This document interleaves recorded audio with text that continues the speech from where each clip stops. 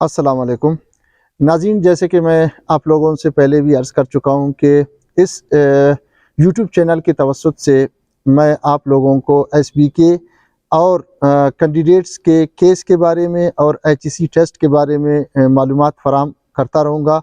तो इसी सिलसिले को आगे बढ़ाते हुए मैं आप लोगों को ये गोश गुजार करना चाहूँगा कि पिछले दिनों बहुत सारे दोस्त मुझे बार बार ये मैसेजेस कर रहे हैं कि सुप्रीम कोर्ट में जो एसबीके का केस दायर हुआ है वो ख़ारिज किया गया है और सुप्रीम कोर्ट की तरफ से ये हुक्म जारी किया गया है कि 20 जनवरी तक ये तमाम प्रोसेस मुकम्मल हों जो हुक्म हाई कोर्ट ने जारी किया था।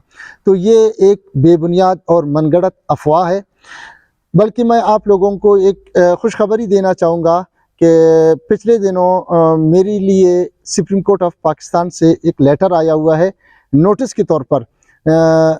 उसमें ये लिखा हुआ है कि बिल्कुल एसबीके का केस सबमिट हो चुका है। अभी मैं उसके कुछ जो लास्ट पैराग्राफ है मैं आप लोगों को पढ़ के सुना देता हूँ। इंशाल्लाह आप लोगों को कंफर्म यकीन होगा कि एसबीके का केस सबमिट हुआ है। जैसे मेरा केस सबमिट है इसी तरह एसबीके की तरफ से जो केस है वो बिल्कुल सबमिट हो चुका है।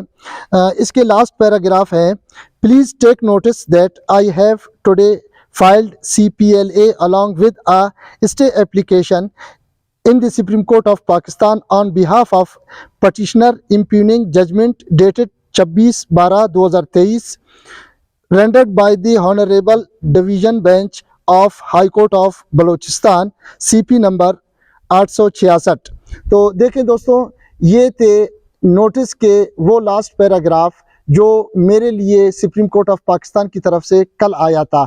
ये बात बिल्कुल कंफर्म है, केस दाखिल हो चुका है। वो दोस्त जो अफवाह फैला रहे हैं वो सिवाय मनफी प्रोपेगेंडा के और पास कैंडिडेट्स को परेशानी के अलावा और कुछ नहीं दे सकते। वो ज़्यादा से ज़्यादा अपना प्रोपेगेंडा फैला रहे हैं। मैं दोस्तों से यही गुजारिश करूंगा कि उनकी बातों पे ना आए। केस अल्हम्दुलिल्लाह सबमिट हो चुका है।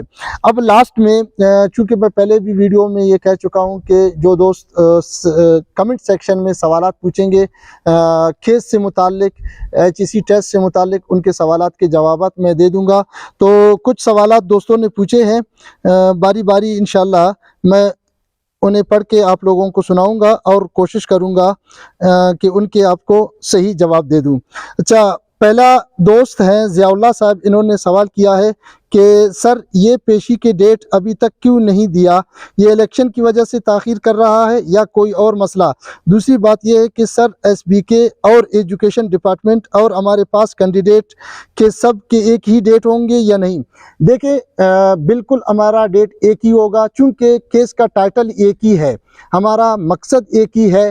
तो केस के जो सीपी नंबर हैं वो अलग होंगे लेकिन डेट हमारा एक ही होगा इंशाल्लाह। और दूसरी बात आपने ये पूछी है कि डेट अभी तक नहीं मिल रहा है इलेक्शन की वजह से ताख़ीर। बिल्कुल आपकी बात ठीक है, चूँकि इस टाइम इलेक्शन का समा है, पूरे मुल्क की जो मशीनरी है वो इलेक्शन कंडक्ट करने में लगी हुई है।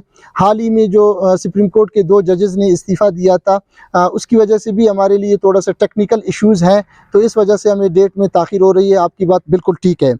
एक और दोस्त हैं इलाही बख्श साहब, इन्होंने पूछा है जिस जज के आगे हमारा केस लगा था एजाजुल हसन साहब, उसने इस्तीफ़ा दिया है, अब कौन से जज के आगे केस लगेगा।